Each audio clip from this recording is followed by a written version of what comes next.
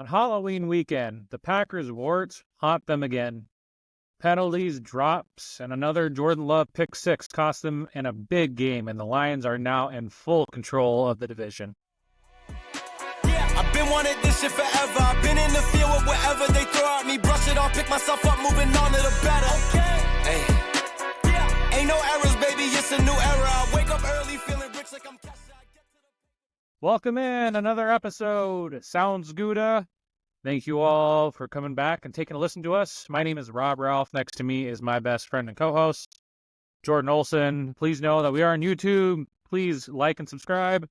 Follow us on Apple Podcasts as well as Spotify. We definitely appreciate it. Tell a Packers friend or two if you know somebody that likes the Green Bay Packers just as much as we do. So, Jordan, the Lions beat down the Green Bay Packers. The final score was 24-14, but anybody watching this game through the whole way definitely knows that it was not that close. And where the Packers really just shot themselves in the foot throughout this game. So, where did you want to start? Did you want to start glass half full, or did you want to start glass half empty? The floor is yours, sir. I'm usually an optimistic kind of guy, but I'll channel my inner father, which, he has a hard time being optimistic through this all. No, I mean, things are okay, right? The sky's not falling for the Packers. We're 6-3. And I think before we dive into a lot of the stuff that obviously didn't go well, it's important to remember that last year through 9 games, we were 3-6. So we still are the youngest team in the NFL. We've got a lot of first and second year players on both sides of the ball, figuring things out, less on the offense. But yeah, the Lions, they look like they were ready for the moment. They look like they were ready to play in that weather, despite all of the conversation about whether they'd be able to handle the elements. And the Packers did not look like they were up for the occasion. They came out, couldn't get it done. They took the ball right away. They did walk away with 3 points, but against a team like the Lions, you need to come out, you need to score a touchdown. And yeah, I mean, what can we say? More drops, more penalties, botched snaps, missed field goals. I mean, all of the same stuff, as we said in the intro, the same warts we've been dealing with all season. They got us again. So what are your initial thoughts, Rob? Yeah, so they ran the ball. You could tell that was obviously a point of emphasis. It was raining galore, but they ran the ball really, really well. I think you were saying Jacobs had 95 yards on the ground before. It was like halfway through the second quarter. And then he had another 13 receiving yards. He didn't really touch the ball. Granted, game script came much into play into the second half. So he was spelled, it seemed like, because we never got any sort of initial thing that he was injured by Manuel Wilson and Chris Brooks there in that second half. But so there you go. Glass half full on at least one occasion there too, where Josh Jacobs and that running game looked really well, and they were running the ball quite effectively on them. You aren't Let's wrong. stay with that for a minute, though, because sure. Glass half full, if you look at some of the statistics from this game, the Packers had 411 total yards to the Lions' 261 total yards. The Packers had 273 passing yards to the Lions' 137 passing yards. The Packers had 138 rushing yards to the Lions' 24 rushing yards. And if you would have told me, hey, the line is 160, the Lions will rush for 160 yards in this game, that was the over-under, I would have said smash the over, and I actually told you that before the game. There's no way Montgomery and Gibbs are getting out of here with less than that total. We held them to 124. And, we had more yards per pass, more yards per run. Almost every metric we won. Except for turnovers. Time of possession was close. Yeah. Turnovers and penalties. Yeah, but there is positive stuff to glean from this game. We clearly moved the ball. We ran the ball well against a very good rush defense. We just made a lot of mistakes. Yeah, that perfect. Absolutely, man. Yeah. So Packers have the 4th most drops, 20. Second most pre-snap penalties. They have 30 of them. They have the second worst field goal percentage at 75 in the NFL this season, and that's per Matt Schneidman. I mean, so to take you through each drive here real quick. Drive 1, Nixon penalty. Jacobs false start. Brooks drop. Result 3 points. Drive 2, Ryan false start. Result punt. Drive 3, Morgan holding. Dobbs false start. Kraft drop. Missed field goal. Result 0 points. Drive 4, Love the pick 6 that ended up in -7 points. Drive 5, end of the half.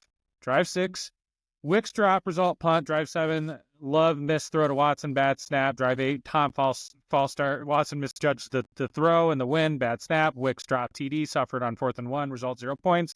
Drive 9, no big mistakes. And guess what happened on that drive, Jordan? Touchdown. So anyway, thank you, Andy Herman, for that. He's a great Packer follower.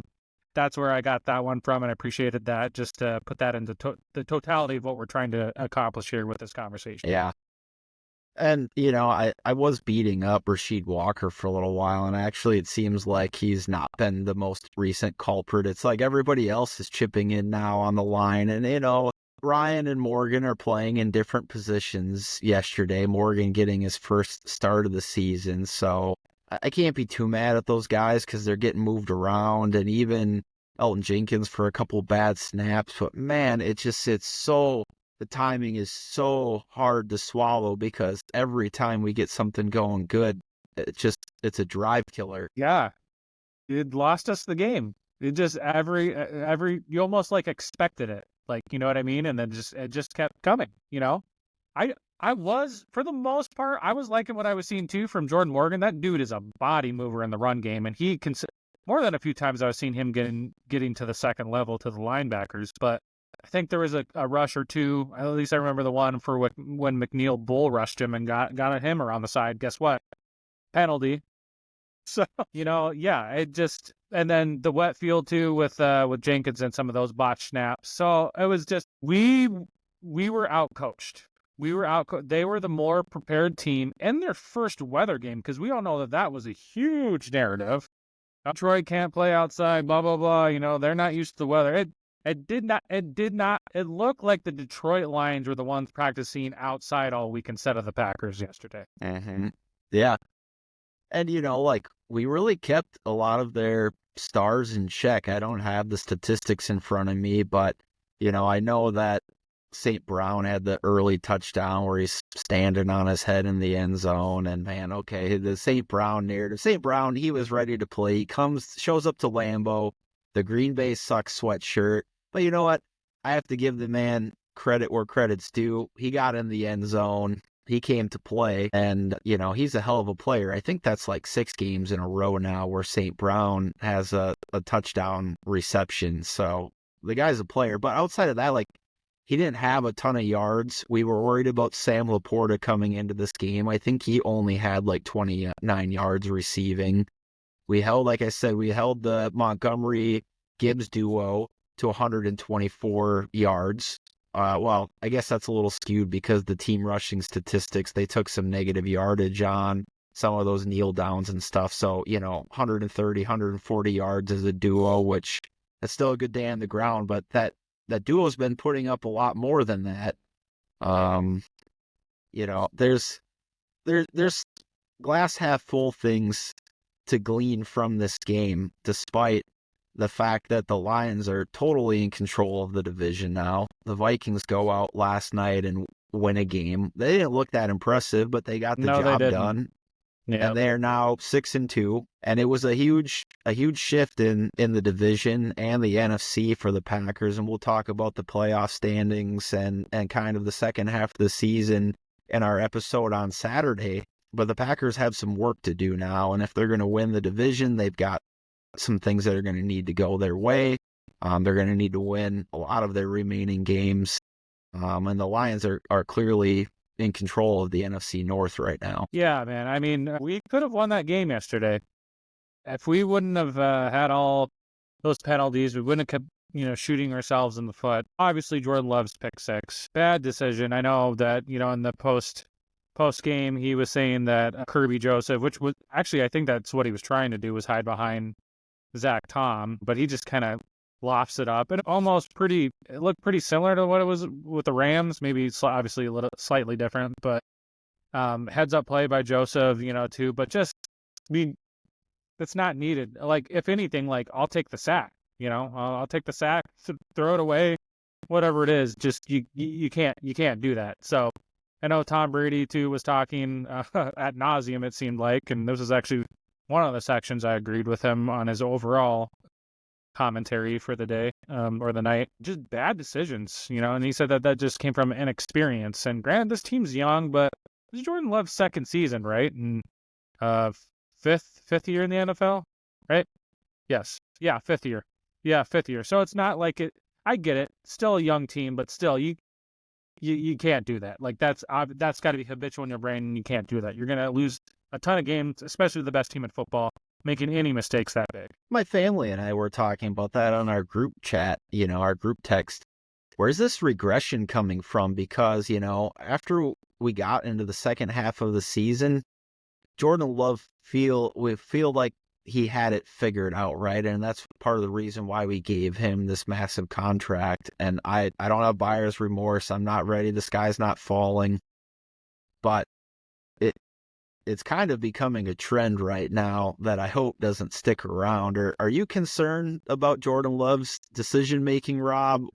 Is this kind of all, are half of these just some bad breaks that are out of his control? I mean, where do you stand on Jordan Love's decision-making halfway through the season? And is it a long-term concern for you? That's really, really difficult to gauge.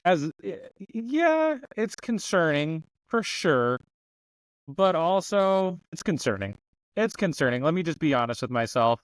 But then I take it back too as well, like, and some people brought this up as well. I don't obviously remember, probably as good as like your dad or the older folks, but Brett Favre's first couple of years, man, he had plays like that all the time, right? And especially that first 2-3 years, Brett Favre was like that quite a bit before he started picking it back up. And granted, he was never the Aaron Rodgers. No one, I don't think, ever would be as far as taking care of the football and taking risks, but he ended up getting it figured out, and look at what Brett Favre became. So I hope that it's that.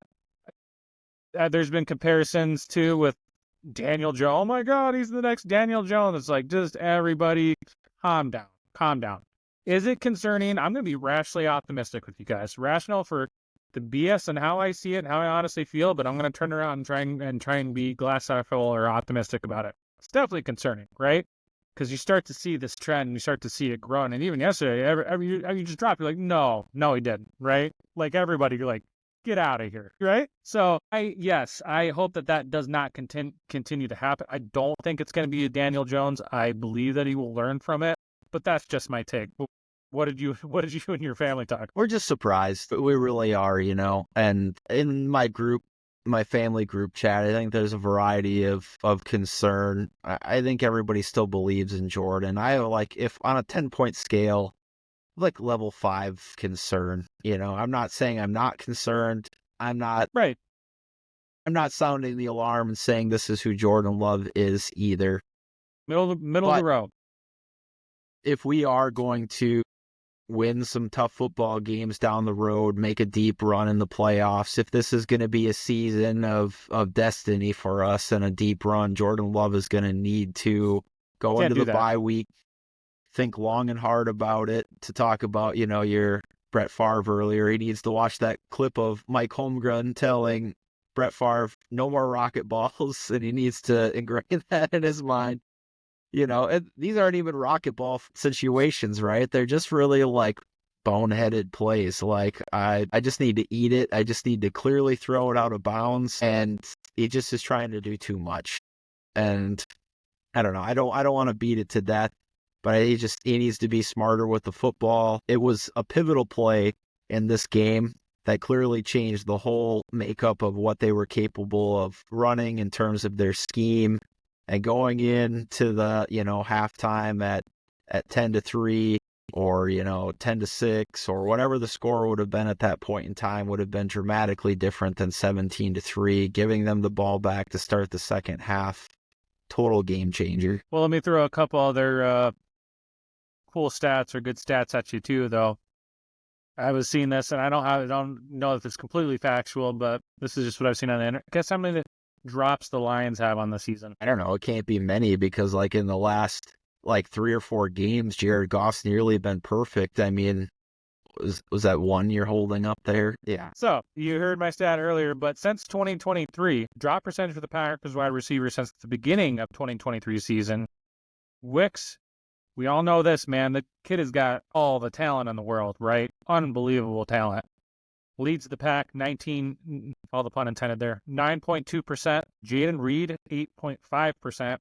Dobbs, I like to compliment a man's hands there. And granted, it was rainy yesterday, so, right. I also had to throw in there about the hands. 6.7%. And then Watson, granted, he's been either been injured or hasn't getting too many targets, but 4.3%. So do you think the drop's got anything to do with that conversation? Obviously, when you're making a bad play, and it can change the totality and the momentum of the game no matter what. But his wide receivers aren't doing him any favors either. No, they're not. I think he's forcing it a little bit. And, yeah, Wicks, I'm kind of, I'm not ready to write a career story about what I think Wicks is, but I'm ready to kind of place Wicks on this team as kind of a fourth option, an inconsistent guy who's got a lot of talent. And the drops that really got me yesterday, right? Like, you had the weird one where Tucker Kraft, I don't know, did he miss it in the light? But it's like he barely got his hand on it, but it is right there. Yep. It's like, why not try to get two hands on that? Something weird there. The Chris Brooks one, obviously, he's a little bit of an unproven commodity, but I mean, that stalled out that first drive. That seemed like a perfectly great pass, a walk-in touchdown. Not a high level of difficulty, right? Like, Jordan Love threw it behind Dontavian Wicks later in the game in the end zone. And barely. At some point in time, he's got to come down with a couple of those passes, right? But yeah, I don't know. The drops, the wide receivers overall are not doing any favors to Jordan Love and him pressing. So yeah, and Watson too.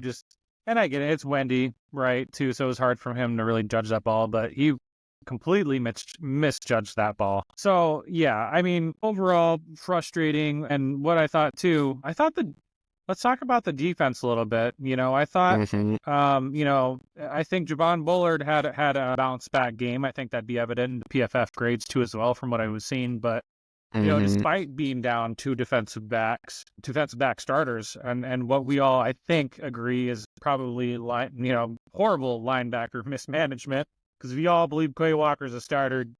Get the hell off the spot. The Packers held the Lions, which I think everyone knows is the top offense in the NFL, to their fewest rush yards on the season. It held Goff to 145 yards and 1 TD.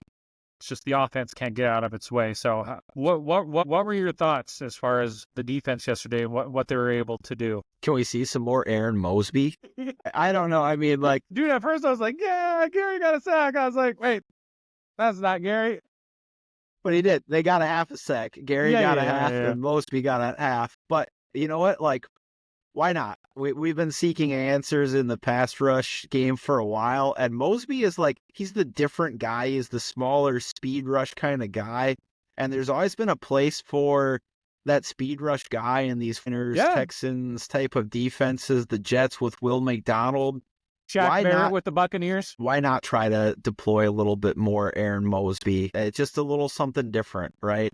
I was happy to see Gary get a little pressure. I mean, we did make Goff a little uncomfortable. The Lions only gave up the 1 sack, which the Packers offensive line gave up 0 sacks again. So we didn't exactly do the full job and get Goff to the ground multiple times. There's work to be done there, but I'd be intrigued to see a little bit more Aaron Mosby on the field. And you talked about the defensive backs. Javon Bullard, Carrington Valentine, and Xavier McKinney all scored in our top 5 for PFF ratings on the game. So glad to see Carrington Valentine get some great playing time and have a better score overall. Xavier McKinney obviously kind of just had an average game. He didn't have his typical pick six that we've come accustomed to or big play. But the Lions weren't able to, weather dependent or not, able to push the ball down the field with any kind of consistency either. What'd you say we held Goff to? 145 yards and a tutty. Yeah.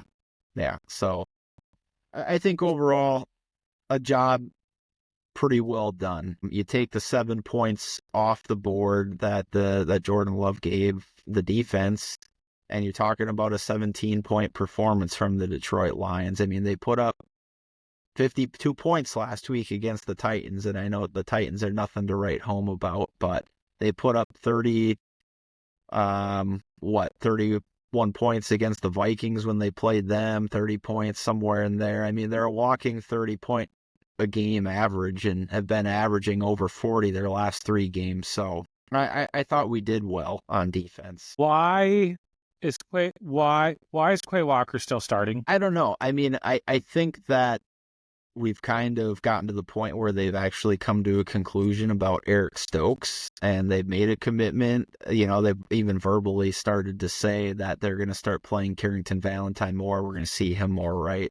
I don't know what's preventing us, and that's my segue into saying I don't know what's preventing us from putting, Cooper out there more and less Quay.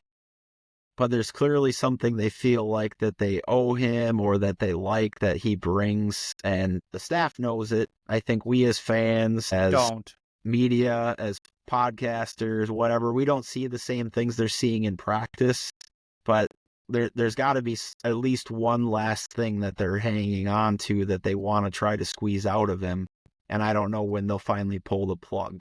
But I don't understand. I don't understand, and I'm not afraid to say it. I just, it's not a good use of your resources and your tools to make the best plays. Okay, leadership and intangibles, but and I get that, and that's probably a couple of the things that are probably really big for him. Knowledge too, as well, right? The playbook, the system, whatever. But your performance, you can have all that in the world, but if you continue not meeting expectations of the performance, if I'm not performing at work, I could have all the greatest leadership intangibles in the world, but if I'm not performing, I'm probably not going to be in my job. I'm not going to be the leader that I am for my team, for my department, for my organization. I just feel like it's such a mismanagement of resources, tools, and abilities. You got to put your best playmakers out there. So it's really got to be something secret, some secret sauce, whatever it is. I'm just adamant because it's all over the interwebs. It's all in my head. I've seen it. I've seen the replays of some of the all-22. It's not good. And he's consistently performances in the bottom half of the PFF grades. So that's my rant. I'm done. Well, before we put a bow on this and move on from the Lions for now, you have anything else that you want to highlight on the defense before we look around the league, Rob? No, I thought overall we did a pretty good job. I mean, that Detroit Lions offensive line as well is really good. So David Montgomery, there's more than a couple of runs where he just okay, well, you just behemoth against behemoth, and he made a couple of good cuts and a couple of good runs, just like Josh Jacobs did too. So, but overall, with the weather and the impact from that and being down a couple of defensive back starters, like we were saying, I thought the defense did a pretty good job. So glass half full. Yeah, no Evan Williams and no Jair Alexander, right? Pretty good job. So, all right, Rob, give me that magic phrase. Here we go. All right. Look around the league. We already talked about this. The Vikings beat the Colts, but, they still look very beatable in the process. I'm not afraid of them, and I think their secondary is an opportunity for us to take advantage of later on, right? The Bears got destroyed by the Cardinals and are now 4-4. The Cardinals are starting to, I think, cut their teeth a little bit. And I'm not saying they're a playoff team, but I don't think they're a bad team. The Rams continue their hot streak and beat the Seahawks, and maybe the Rams are a little bit closer to that team that we maybe thought they were at the end of last season when they were on a similar rising trajectory to the Packers. Commanders win again. I mean, that's the headline every week, but they beat the Giants, so let's not get too excited. But they are 7-2, and I think are currently the number 2 seed in the NFC if the playoffs started. And just a non-NFC note, but the Ravens roll the Broncos. Those were 2 5-3 teams. The Ravens clearly look like they're a contender, and the Broncos showed that they've mostly beat up on pretty mediocre to bad teams so far. But that's all we got for you, folks. More great content from Sounds Gouda every Wednesday and Saturday. On Saturday, we're going to have kind of our mid-season check-in, so make sure to tune in to that. Share this with your family and friends. If you're watching on YouTube, make sure to hit that subscribe button, comment, like, let us know what you think. If you're listening on Spotify or Apple Podcast, make sure to follow us, please, and thank you. Connect with us on X. You can hit up Rob at Robber79 and myself at Olson Jord. But until next time, Packers Nation, have a Gouda morning, a Gouda afternoon, and a Gouda night. Go Pack. Go Pack. Been wanted this shit forever. I've been in the field with whatever they throw at me. Brush it off, pick myself up, moving on to the better. Okay. Hey.